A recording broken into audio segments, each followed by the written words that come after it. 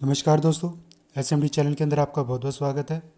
दोस्तों, बात करेंगे निफ्टी 50 के बारे में। आज यानी 19 नवंबर का मार्केट हमारा हमें अच्छा देखने को मिला। काफ़ी आप देख सकते हैं करीब करीब आधा % की तेज़ी थी और पॉइंट के हिसाब से 142 पॉइंट की शानदार तेज़ी निफ्टी में आज के दिन हमें देखने को मिली है।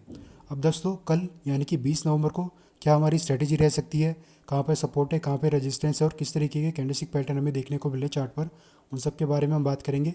और सबसे पहले हम अपने रेजिस्टेंस लेवल को देखते हैं दोस्तों। पहला रेजिस्टेंस जो हमें 26,103 पर देखने को मिल रहा है, क्योंकि अगर आप 1 आवर चार्ट पर जाए दोस्तों तो आप देखिए इसी लेवल के पास 2 बार, ये सबसे पहली बार जब गया था 23 अक्टूबर को, 23 अक्टूबर के बाद यहाँ से रेजिस्टेंस फेस करके नीचे गया था जो कि 25,700 तक लेकर गया था। फिर ये दोबारा कोशिश करता ऊपर जाने की और 26,103 के पास दोबारा से रेजिस्टेंस लेकर नीचे काफ़ी ज़बरदस्त गिरावट इसमें फिर हमें देखने को मिलती है और इस बार की गिरावट हमें 25,318 तक लेकर चली जाती है। लेकिन उसके बाद से दोस्तों अब दोबारा से अपसाइड मूव हमें देखने को मिल रहा है और ये दोबारा से 26,103 के रेजिस्टेंस लेवल के पास आ चुका है। लेकिन दोस्तों, ये रेजिस्टेंस है इतना मजबूत क्यों हमें देखने को मिल रहा है, फिलहाल इसको हम देखते हैं एक बार।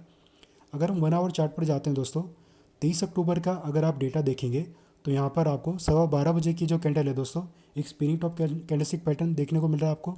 और इसके अलावा इसकी जो पिछली कैंडल है 11:15 वाली, अगर इन दोनों कैंडल की बॉडी को अगर हम कंबाइन कर देते हैं तो एक बेरिश शरामी कैंडलस्टिक पैटर्न हमें देखने को मिल रहा है जो कि पास भी हो चुका है। और जब भी सेकंड टाइम दोस्तों इस रेजिस्टेंस के पास आया था, यहाँ पर भी आप देखिए 29 अक्टूबर के चार्ट पर 12:15 और 1:15 वाली कैंडल जो है मिलकर एक bullish bearish angle candlestick pattern बनाती हैं।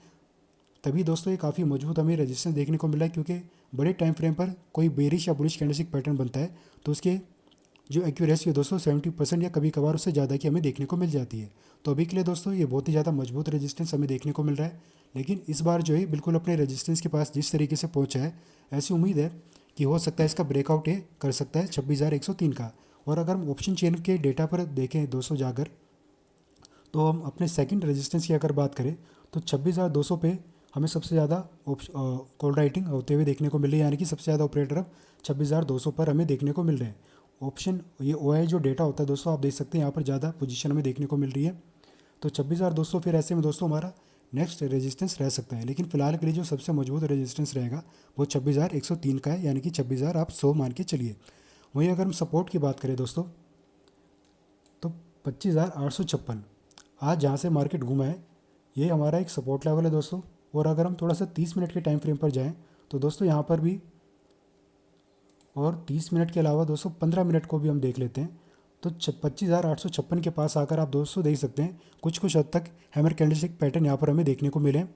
और जो 9:45 वाली जो कैंडल थी, यहाँ पर आप परफेक्ट लेवल का एक कैंडल हैमर कैंडलस्टिक पैटर्न देख सकते हैं जो कि पास हमें होता हुआ देखने को मिला था।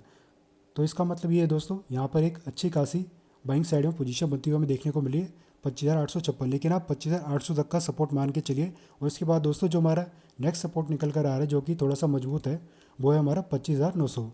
25,900 के लिए दोस्तों अगर आप देखें 30 मिनट का जो टाइम फ्रेम है 10:45 और 11:15, इन दोनों कैंडल्स को अगर हम कंबाइन करें इनकी बॉडी को तो बुलिश एंगल कैंडलस्टिक पैटर्न बना है जो कि पास भी हमें होता हुआ देखने को मिला है। यानी कि 25,900 के पास भी एक मजबूत सपोर्ट हमें देखने को मिल रहा है। तो कल के लिए दोस्तों 25,850 और 25,900 मैं एक बार यहाँ पर लिख भी देता हूँ, 25,900 और 25,000 जो कि यहाँ पर है 25,850। मेरी राइटिंग थोड़ी सी ख़राब हो रही है दोस्तों, इसके लिए मैं आपसे माफ़ी चाहूँगा, थोड़ा माउस से लिखने में दिक्कत होती है। लेकिन मुझे उम्मीद है आपको यहाँ पर स्क्रीन पर अच्छे से दिखाई दे रहा होगा। 25,850 और 25,900 कल के लिए हमारा मजबूत सपोर्ट का काम कर सकते हैं। अब दोस्तों बात कर लेते हैं कल का, या गैप अप ओपनिंग होगी या गैप डाउन ओपनिंग होगी। अगर दोस्तों गैप अप ओपनिंग हो जाती है 25,100 के पास पार हमें जाता हुआ देखने को मिलता है निफ्टी, और ऊपर जाते ही दोस्तों कोई बेरिश कैंडलस्टिक पैटर्न बन जाता है खासतौर पर 15 मिनट के टाइम फ्रेम पर, तो एक बार के लिए 2600 के नीचे तक आने की कोशिश करेगा और 26,175 के आसपास तक ये आ सकता है। तो ऐसे में दोस्तों याद रखिएगा 15 मिनट के टाइम फ्रेम पर गैप अप ओपनिंग अगर हमें देखने को मिल रही है और कोई बेरिश कैंडलस्टिक पैटर्न बना देता है तो ये नीचे में 26,075 तक जा सकता है, फिर 26,050 तक भी एक बार के लिए जा सकता है। लेकिन गैप अप ओपनिंग होने के लिए दोस्तों कोई रीज़न होना चाहिए, और ये रीज़न ऐसा होना चाहिए कि मान लीजिए कोई नेगेटिव न्यूज़ निकल कर आ रही है तो इसमें गिरावट होनी चाहिए, या फिर कोई नेगेटिव न्यूज़ भी नहीं है, कोई पॉजिटिव न्यूज़ है फिर भी गैप अप ओपनिंग के बाद गिरावट आ रही है तो डेफिनेटली दोस्तों नीचे इसको एक बार आने दीजिए अच्छे तक, यानी कि जो एक गैप जो ऊपर की तरफ बनेगा, गैप अप ओपनिंग करेगा, जो गैप होगा बीच में उसको फिल करने दीजिएगा।